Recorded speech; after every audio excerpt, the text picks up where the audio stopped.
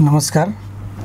आज यस दुर्गा शैक्षिक गृहबाट विभिन्न 10 जना विद्यार्थीहरू विभिन्न तहको लखनऊमा हुन गइरहेको युरेका एक्सपोमा सहभागी हुन भनेर यहाँबाट प्रस्थान हुनुभएको छ। हामीलाई थाहा छ दुर्गा शैक्षिक गृहबाट विगतका वर्षहरूमा पनि यस्तो कार्यक्रममा सहभागी हुँदै आएको छ।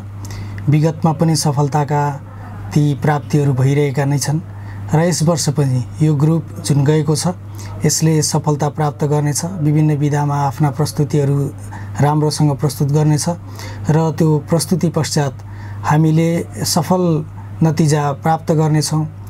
यो विद्यार्थीहरूमा रहेको आफ्नो क्षमतालाई प्रस्फुटन गर्ने एउटा राम्रो वातावरण बनेको छ।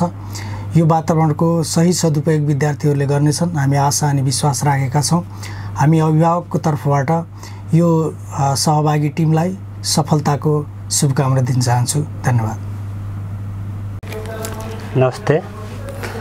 आज मिति 2082 6 महिना 27 गते यस दुर्गा शैक्षिक स्कुलबाट चाहिँ प्रत्येक वर्षको जस्तै यो वर्ष पनि Eureka International Science and Environment ओलम्पियाडमा चाहिँ भाग लिन गइरहेका छन्।